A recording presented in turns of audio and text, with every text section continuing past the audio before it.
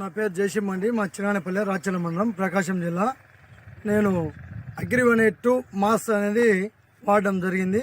వాడిన తర్వాత పూత గ్రోతింగ్ బాగానే వస్తుంది.